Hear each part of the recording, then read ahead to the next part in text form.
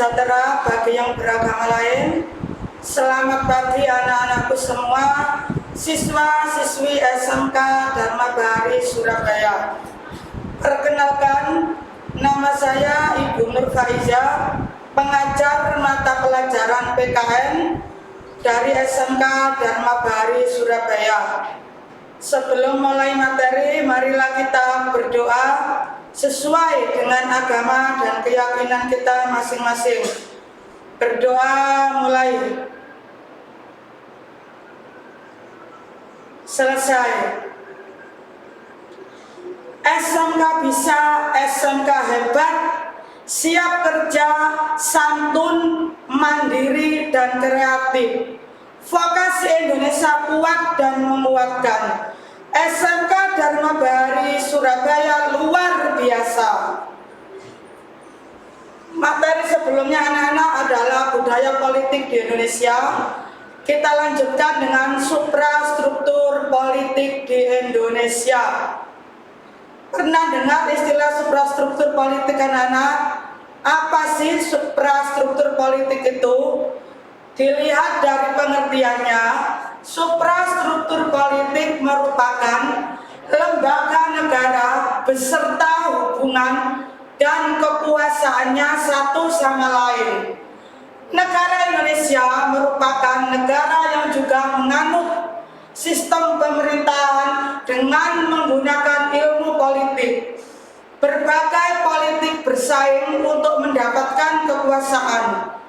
Adapun sistem pemerintahan Indonesia juga dibagi menjadi 3 lembaga, yaitu 1. Legislatif, 2. Eksekutif, dan yang ketiga adalah yudikatif.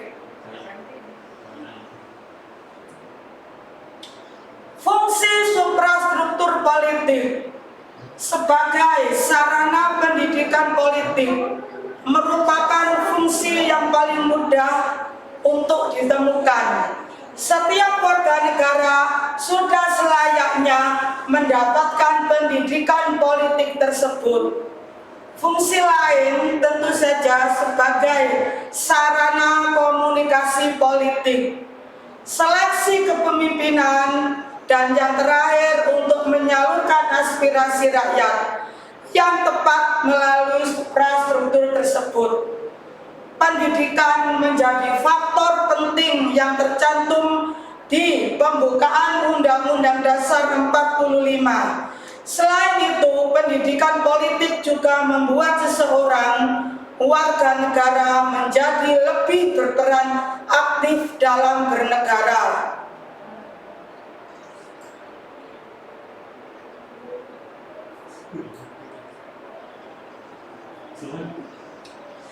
Tujuan suprastruktur politik. Yang pertama, tujuan pembagian kekuasaan. Sebagai negara demokrasi, pembagian kekuasaan adalah hal penting, sehingga suprastruktur tersebut dibutuhkan. Hal ini bertujuan untuk menghindari penyalahgunaan wewenang serta untuk menghindari munculnya pemimpin yang diktator. Yang kedua, tujuan organisasi negara. Setiap bidang memiliki lembaga tersendiri yang sudah terhubung, baik itu yang di daerah maupun yang berada di pusat. Setiap bidang juga telah diberi tugas dan wewenang masing-masing. Yang ketiga, tujuan menyalurkan aspirasi. Secara terperinci, aspirasi misalnya saja datang dari lembaga di daerah yang kemudian dapat disampaikan ke lembaga pusat melalui kekuasaan dan hubungan dari lembaga tersebut. Yang keempat, tujuan mencapai pembangunan. Negara Indonesia termasuk negara dengan cita-cita luhur yang terkandung di pembukaan UUD 45, yang salah satunya bisa terwujud melalui adanya suprastruktur yang dijalankan dengan sebaik-baiknya. Contoh suprastruktur politik di Indonesia. Yang pertama, lembaga konstitutif atau MPR. MPR memiliki kekuasaan tertinggi, sehingga kekuasaan yang dimilikinya masih terlalu tinggi dibanding dengan lembaga negara lain seperti lembaga eksekutif, legislatif, dan yudikatif. Yang kedua, presiden dan wakil presiden. Tentu saja kamu sudah tahu kalau presiden dan wakil presiden adalah salah satu lembaga yang memiliki kedudukan dan kekuasaan yang tinggi.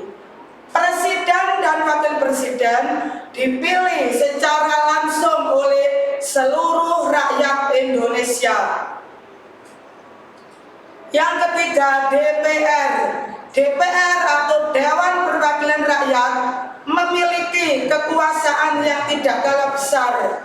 DPR merupakan lembaga legislatif yang memiliki kewenangan untuk menyerap aspirasi rakyat dan membuat kebijakan yang seadil-adilnya. Yang keempat, DPD. DPD adalah singkatan dari Dewan Perwakilan Daerah. Berbeda dengan DPR, DPD dipilih bukan dari partai politik, melainkan dari putra terbaik daerah. Yang kelima, Mahkamah Agung. Lembaga yudikatif di Indonesia bisa kamu kenali dari Mahkamah Agung atau MA. MA merupakan lembaga negara tinggi di bidang hukum di Indonesia. Seperti yang kamu tahu, Indonesia adalah negara hukum. Yang keenam, Mahkamah Konstitusi yang biasa disingkat MK, yang merupakan lembaga yudikatif di Indonesia. Yang ketujuh, Komisi Yudisial yang bertugas untuk menjaga martabat para hakim di Indonesia dalam upaya menjalankan hukum. Lembaga tersebut bernama Komisi Yudisial. Yang kedelapan, BPK. BPK juga termasuk ke dalam lembaga negara yang memiliki kekuasaan yang tinggi. BPK adalah singkatan dari Badan Pemeriksa Keuangan.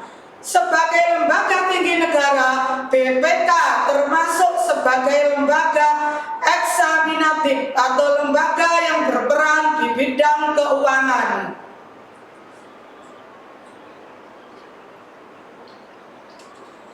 Demikian anak-anak materi yang disampaikan di Faiz kali ini.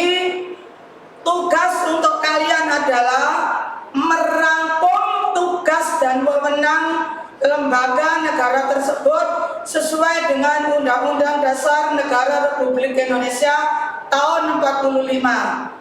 Pertemuan kita besok adalah membahas infrastruktur politik. Demikian yang bisa saya sampaikan.